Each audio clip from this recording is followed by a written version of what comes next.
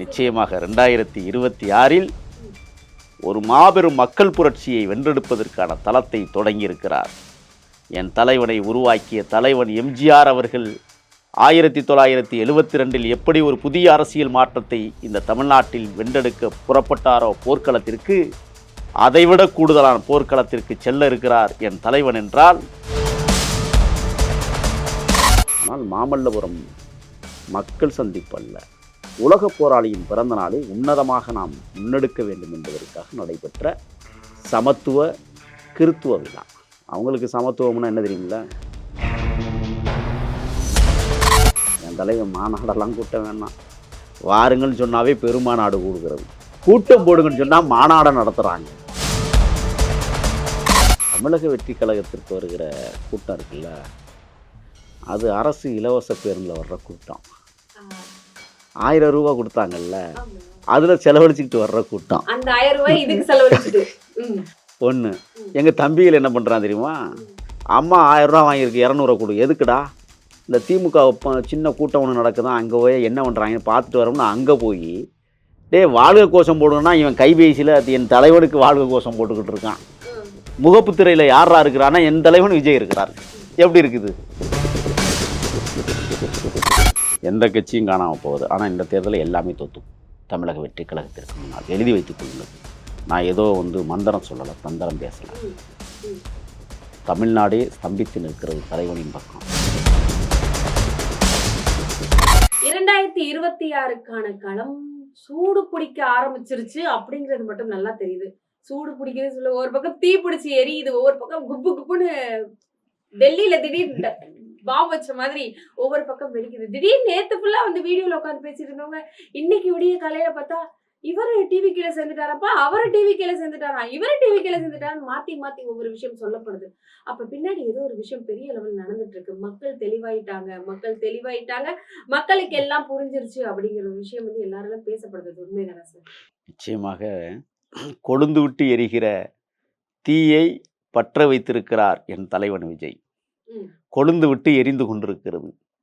சுடுபவர்களுக்கு சுடும், தள்ளி நிற்பவர்களுக்கு எரிச்சலை உருவாக்கும், அணைப்பதற்கும் என் தலைவன் தான் வருவார். நிச்சயமாக 2026இல் ஒரு மாபெரும் மக்கள் புரட்சியை வென்றெடுப்பதற்கான தளத்தை தொடங்கியிருக்கிறார்.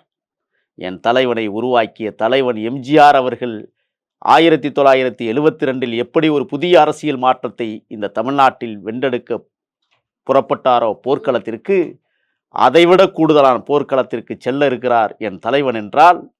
நான் சொன்னேன், அண்ணன்ட்ட சொன்னேன், வாரல் என மறித்து கை காட்ட. கூடல் மாநகரில் கோவலனும் கண்ணகியும் கால்நடையாய் கடந்து செல்லுகிற போது இளங்கோவடிகள் எழுதுவார், இயற்கையாகவே அசையப்படுகிற கொடியானது கோவலனையும் கண்ணகியையும் பார்த்து மீன்குடி சொன்னதாம், வாரல் என மறித்து கை காட்ட. வந்து விடாதீர்கள், கொலைகளப்படுத்தப்படுவீர்கள், நீங்கள் கொல்லப்படுவீர்கள், ஆகையால் இங்கே வராதீர்கள் என்று அந்த மீன்கொடி சொன்னதாக இளங்கோவடிகள் எழுதியிருப்பார். எச்சரித்த மீன்கொடியை, காற்றில் அசைந்த மீன்கொடியை என் தலைவன் விஜய் அவர்கள் கூடல் மாநகருக்கு போகிற போது வாருங்கள் பாதுகாப்பு தருகிறேன் என்று சொன்னது. பக்கத்தில் என்ன கொடி பறந்துச்சு தெரியுமா? வாகையும் யானையும் பொருந்திய சிவப்பு மஞ்சள் கொடியை பார்த்து மீன்கொடி சொன்னதாம், நான் நீருக்குள் வாழ்கிறவன், நீ நிலத்தில் வாழ்கிறவன், உன்னை ஒரு நாளும் என்னை வெல்ல முடியாது என்று மீன்கொடி வாகை கொடியை பார்த்து சொல்லுவதைப் போல நான் உணர்கிறேன். அண்ணா, நீங்கள் கூடல் மாநகருக்கு போகிற போது பத்திரமாக செல்லுங்கள், கொலைகள அமைச்சர்கள் கொடுங்கோளர்கள் அங்கே இருக்கிறார்கள் என்று சொன்னேன். போனார்ல, வித்தியாசமா இருந்ததுல்ல, வெற்றியோட திரும்பினார்ல, அதான் தலைவன். ஆக ஒரு நீண்ட நெடிய இந்த பயணம் என்பது 2026 அரசியல் தளம் என்பது அயோக்கியர்களுக்கும் நல்லவர்களுக்கும் நடக்கிற யுத்தம், கொள்ளைக்காரர்களுக்கும் கொள்கைக்காரர்களுக்கும் நடக்கிற போர், சாமானியனுக்கும் கொலைகார கும்பலுக்கும் நடக்கிற யுத்தம். 2026க்கான களம் வரலாற்று காணாத ஒரு களம். நிறைய விஷயங்கள் எப்பவுமே நம்ம ஏன் யோசிப்போம், டிஎம்கே ஏடிஎம்கேன்னு 2 கட்சி இருக்கு. அது எவ்வளவு பெரிய மூதாட்டியா இருந்தாலுமே 2 பேருக்கு என்ன தெரியும், உதயசூரியன் இருக்கு, ரெட்டையில இருக்கு அப்படின்னு தான் சொல்லிட்டு அந்த பித்தான் எங்க இருக்குப்பா, அந்த பட்டன் எங்க இருக்குப்பா, நான் அமுக்குறேன், அந்த இது எங்க இருக்குப்பா அப்படி கேட்டு தான் ஓட்டு போடுவாங்க. வந்து விஜய் அவர்கள் வந்திருக்காரு, என் பையன் விஜய் வந்திருக்கிறான், என் புள்ள விஜய் வந்திருக்கிறான் அப்படின்னு சொல்லிட்டு எல்லாருமே வந்து விஜய் அவர்களை வரவேற்கிறாங்க. அதை எப்படி பாக்குறீங்க நீங்க? சின்னமே தெரியாட்டினாலும் விசைன்னு பேர் இருக்கான்னு கேட்கிற காலம் வந்து விட்டது. ஆ, தேர்தலில் அந்த இயங்குகிற அந்த இயந்திர பெட்டியில் ஒண்ணே ஒன்று சொல்றேன், என் தலைவன் முகமே எங்களுக்கு சின்னமாக கிடைத்தால் ஒரு பயிலும் தமிழ்நாட்டில் வெல்ல முடியாது. அது கிடைக்கணும்னு நான் ஆசைப்படுறேன். அப்படி கொடுப்பாங்களா சார்? கொடுக்க முடியாது, இல்ல, ஒரு டவுட்ல தான் கேக்குறேன். அப்படி கொடுப்பாங்களா? கொடுக்க முடியாது, கொடுக்க முடியாது. அப்படி சாத்தியம் இல்லை. ஓகே. கொடுத்தால் நாங்கள் தான் 100 ஆண்டுகளம் அல்ல, ம். ஔவையார் பிறந்த 1000 ஆண்டுகளுக்கு பிறகு வள்ளுவன் பிறந்ததாக தமிழர் வரலாறு பேசுகிறது. ம். வள்ளுவர் பிறந்த 1000 ஆண்டுகளுக்கு பிறகு ம். ராஜராஜ சோழன் பிறந்தான் என்பது வரலாறு. ராஜராஜ சோழன் பிறந்த 1036வது ஆண்டுக்கு பிறகு ஒரு தலைவன் உருவாகி இருக்கிறான் என்றால், சமகாலத்தில் என் இனமானத்துடைய தேசிய தலைவனும், அதே சமகாலத்தில் என் தலைவனுக்கு பக்கத்தில் 20 ஆண்டு கால இடைவெளியில் தமிழ்நாட்டில் ஒரு தலைவன் பிறந்திருக்கிறான் என்றால் எங்கள் தலைவர் விஜய் தான். சிறப்பு. இதுல ஒரு விஷயம் சார், பிறப்பிற்கும் எல்லா உயிருக்கும் அப்படின்னு சொல்ற அந்த வார்த்தை, அந்த வார்த்தையோட உச்சரிப்பு, பிறப்பிற்கும் எல்லா உயிருக்கும் அப்படின்னு சொல்லும்போது, பிறந்த எல்லா மனுஷனுக்கும் தான் எல்லா உரிமையும் கிடைக்கணும், எல்லாமே கிடைக்கணும் அப்படிங்கிற ஒரு ஒரு பெரிய விஷயத்த வந்துட்டு முழுமையா, பெரியவன் சின்னவன் கிடையாது, பணக்காரன் ஏழை கிடையாது, யாருமே தாழ்ந்தவங்க கிடையாது, எல்லாருமே சரிசமம் தான் அப்படின்னு சொல்ற அந்த ஒரு வார்த்தை. அதை பத்தி இப்ப நிறைய பேர் என்ன சொல்றாங்கன்னா, கிறிஸ்தவர்கள் ஓட்டை வாங்குறதுக்காக வந்துட்டு விஜய் வந்துட்டு இப்ப ஒரு கூட்டத்துல போய் கலந்துக்கிட்டாரு, அவர் செஞ்சது சரியில்லை, அவர் இப்படி பண்ணிருக்க கூடாது, திட்டம் போட்டு வேற மாதிரி செயல்படுறாரு அப்படிங்கிற ஒரு விஷயம்லாம், மத சார்பற்ற கட்சின்னு சொல்லிட்டு அவங்க மதத்தை தழுவிதான் போறாங்க அப்படின்னு சொல்லிட்டு ஒரு விஷயத்த கொண்டு வந்து வைக்கிறாங்க. அதை நீங்க எப்படி பாக்குறீங்க சார்? பிறப்புக்கும் எல்லா உயிருக்கும் வள்ளுவனின் தத்துவம், கிறித்துவ தத்துவத்தை வைக்கல. ம். நேற்று நடைபெற்ற நரசிம்மவர்மனின் தலைநகரம், மாமல்லன் என்று போற்றப்படுகிற இயற்கை துறைமுகம், தமிழர்களின் பொக்கிஷம் மகாபலிபுரத்தில், மாமல்லபுரத்தில், செருசலேத்தில் பிறந்த இயேசுநாதனுடைய பிறந்த நாளை இங்கே கொண்டாடுகிறோம். மாமல்லபுரத்தில் பிறப்புக்கும் எல்லா உயிருக்கும் எல்லோரும் வர வேண்டும் என்பதற்காக எல்லா மதத்தவரும் அந்த விழாவிலே கலந்து கொண்ட பேர் அற்புதம். சில கலைசரைகள் அப்படித்தான் பேசுவார்கள். ஓட்டிற்காக அல்ல, உரிமைக்காக, உணர்வுக்காக கூடியவர்கள் அனைவரும் தமிழர்கள். அவன் எந்த மதமாக இருந்தாலும் சரி, அவர்களுக்கு மத்தியில் என் தலைவன் ஒரு விழாவை, செருசலேத்தில் பிறந்த ஒரு மாபெரும் புரட்சி வீரன் இயேசுநாதர், யூதர்களுக்கு இடையிலே நடக்கிற யுத்தங்களில் மாபெரும் புரட்சியாளனாக திகழ்ந்த இயேசுநாதர் கடைசியில் யூதர்களாலேயே சிலுவையில் அறையப்பட்டு படுகொலை செய்யப்பட்டார் என்பது வரலாறு. காந்தியும் அப்படித்தானே. அவர் எந்த மதத்தை, எந்த சமூகத்தை வழிநடத்த வேண்டும் என்று விரும்பினாலும் கூட அனைவரும் சமம் என்று சொல்லுகிற போதுதான் அவருக்கு ஆயுத பாய்ச்சல் நடந்தது. தளபதி விஜய் அவர்களும் பிறப்புக்கும் எல்லா உயிருக்கும் அனைவரும் சமம் என்கிற தத்துவ கோட்பாட்டில், வாடிய பயிரை கண்டபோதெல்லாம் மனம் வாடியது என்று வள்ளலார் சொன்னதைப் போல, ஏழைகளின் மனங்களை கொள்ளையடிக்கிற தலைவனாக விஜய் இன்னைக்கு வந்து கொண்டிருக்கிறார் என்றால், ஏழைகளின் முகம் வாடிவிடக்கூடாது என்பதற்காக களத்திற்கு வருகிறார். ஒன்று சொல்கிறேன், திருநெல்வேலியில் ஏதோ கிறித்துவ மாநாடுன்னு ஒரு கூட்டம், சின்ன கூட்டம் நடந்ததாக கேள்விப்பட்டேன். அது எதற்காக நடந்த கூட்டம்? ஓட்டுக்காக இல்லையா, உரிமைக்காக இல்லை, ஏமாற்றுகிற கூட்டம், இருட்டடிப்பு செய்கிற கூட்டம், காரி உமிழ்தல் கூட்டம்.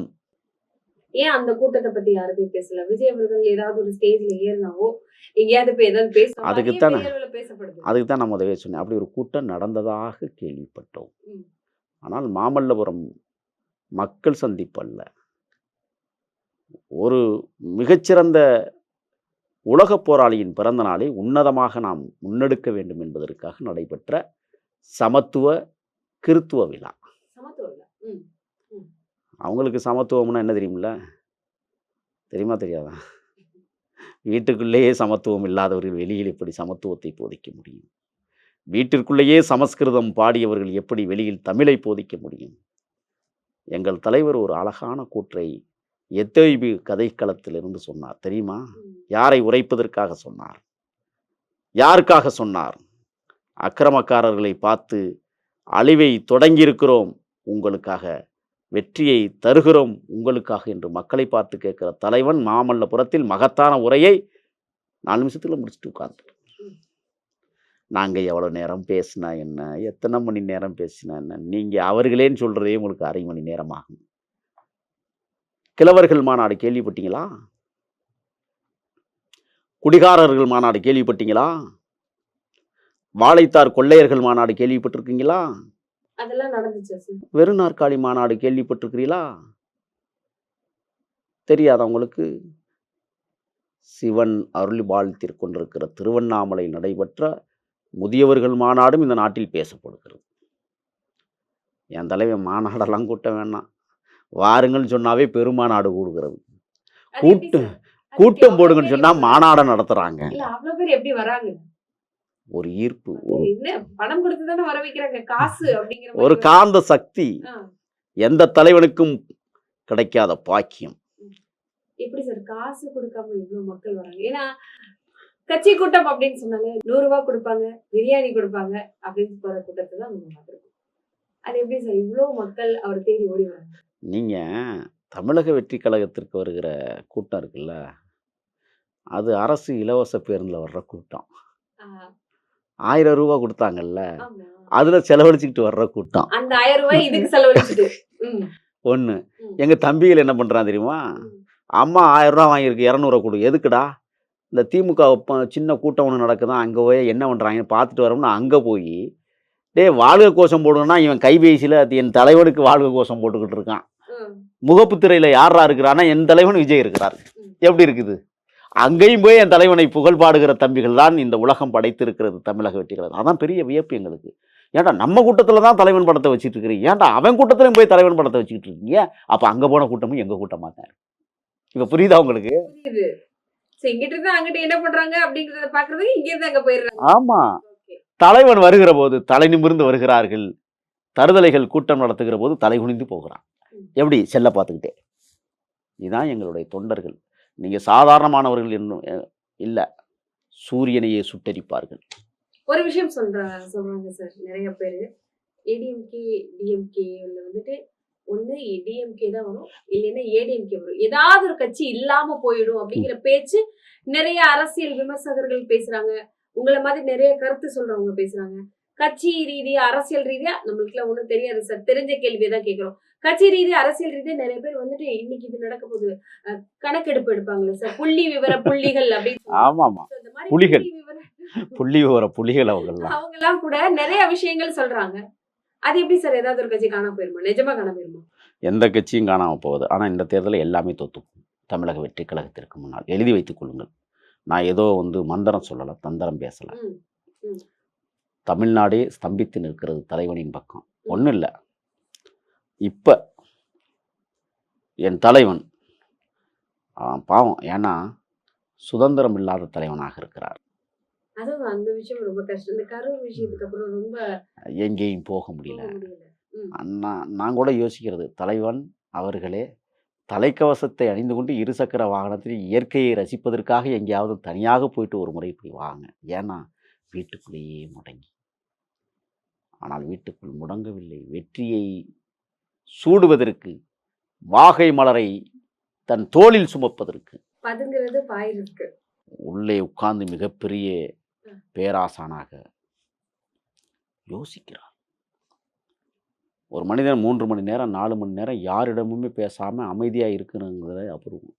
இந்த தேசத்தில் என் குழந்தை ஒரு நாளைக்கு காலையில் சாப்பிட்டு மதியம் வர 6 மணி நேரம் உண்ணாவிரதம் இருக்குது. என் குழந்தை வெறும் 6 மணி நேரம்.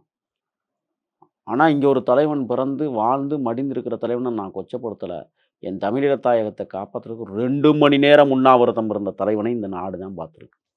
புரியும் நினைக்கிறேன் உங்களுக்கு. ஆனால் என் தலைவன் 4 மணி நேரம் மௌனமாக இருந்து கொண்டு இந்த மக்களை எப்படி வழிநடத்தப் போகிறோம், இத்தனை லட்சம் மக்கள் வருகிறார்கள், இவர்களை எப்படி நாம் அரவணைக்கப் போகிறோம் என்கிற ஒரு இதய நெருக்கடி உள்ள ஓடிக்கிட்டே இருக்கு. செல்லும் இடமெல்லாம் நம்மளை இப்படி பார்க்க துடிக்கிற இந்த மக்களை நாம் பார்க்கிறோம். அவர்களுக்கு என்ன புரியல சார். செய்யணும்? விஜய்னா என்ன சும்மாவா? விஜய்னாவே வெற்றி தானே. ஆ. அப்புறம் பார்க்க துடிக்கிற பக்கம் எப்படி துடிக்காம இருப்பாங்க? பார்க்க அதுதான் ஓடித்தானே வருவாங்க. அதுதான் ம். உணவெடுத்துக் கொள்ளுகிறாரா என்பதே தெரியல. அமைதியாகவே இருப்பதாக செய்திகள். ஏன் அண்ணா யோசிக்கிறீர்கள்? களமாடுவதற்கு படை வீரர்களாய் பக்கத்தில் வந்து கொண்டிருக்கிறோம், தைரியமா இருங்க அப்படின்னு சொல்றதுக்கு தான் எங்கள் தலைவர் எங்களையே அழைத்தார். வாருங்கள், நான் இந்த படையின் தலைவனாக பரிணமித்து வருவதை மக்கள் ஏற்கிறார்கள். துணைக்கு அழைத்து கொண்டு போவதற்கு என் போன்ற மகத்தான, என் போன்றன்னு சொல்வதை விட என்னை விட மிக ஆணித்தரமாக அழுத்தமாக கொள்கைகளில் ஈடுபாடு கொண்ட தம்பிகளையும் அண்ணன்களையும் அரவணைத்து களமாடுவதற்காக புறப்பட்டிருக்கிறார். சாதாரண விஷயம் இல்லை. நீங்க பாருங்க, களத்தை பாருங்க. தை பிறந்தால் வழி வழி பிறக்கும். பிறக்கும். கண்டிப்பா. அதான் ஒரு வார்த்தை. இந்த வார்த்தையை எப்பவுமே நான் மறக்க மாட்டேன். ஆஹ் ஜனங்களின் நாயகனாக ஜனநாயகன் வருகிறார் அப்படின்னு சொல்லி இந்த உரையை நம்ம முடிச்சுக்கணும். தொடர்ந்து பேசுவோம். மக்களுக்கு தொடர்ந்து என்ன நடக்குதுன்னு அப்டேட் கொடுத்துட்டே இருக்கோம். பணநாயகத்தை வீழ்த்துவதற்கு ஜனநாயகன் மலேசியாவில் பரிணமிக்க தொடங்குகிறார். கண்டிப்பா. நன்றி சார். நன்றி.